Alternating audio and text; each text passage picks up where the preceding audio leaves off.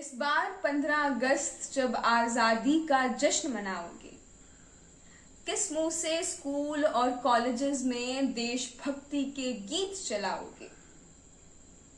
उन्हीं बच्चों को पत्थर मारकर जब सड़क से उठाओगे और फिर उन्हीं से पूछोगे कि बेटा, क्या तुम सारे जहां से अच्छा हिंदुस्तां गाओगे?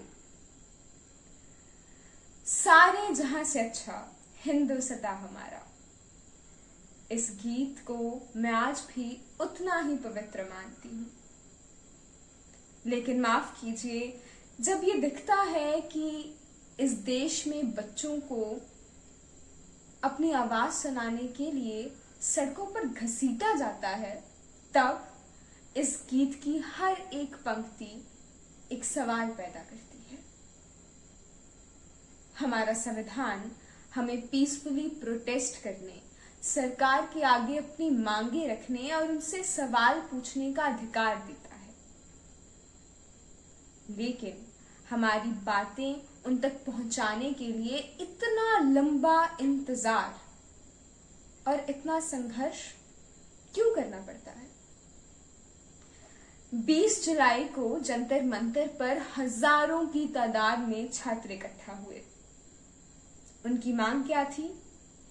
एक बेहतर एजुकेशन सिस्टम और एक अकाउंटेबल गवर्नमेंट। ये दो चीजें एक अच्छे देश की निशानी होती हैं। लेकिन दिन का अंत लाठीचार्ज, आंसू गैस और घायल छात्रों की तस्वीरों के साथ हुआ।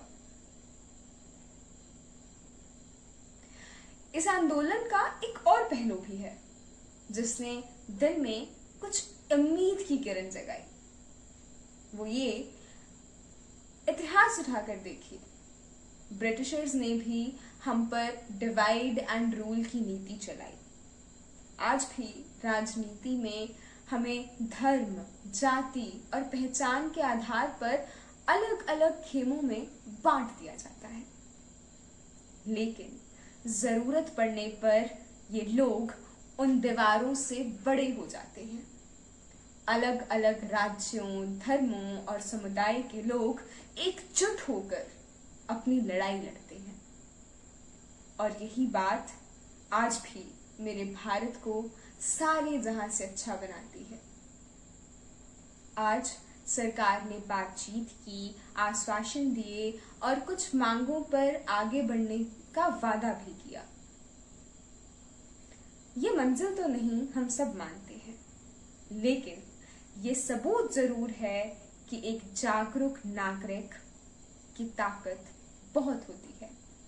जब जनता जाग जाए तो सत्ता को जवाब देना ही पड़ता है। एक लोकतंत्र देश की सबसे बड़ी ताकत कोई सरकार नहीं होती, वो होते हैं जागरूक नागरिक। इस आंदोलन ने न जाने कितने लोगों को ये एहसास करवाया कि हमारे फंडामेंटल राइट्स सिर्फ संविधान में लिखे शब्द नहीं, ये हमारी असली आवाज है, हमारी असली ताकत है।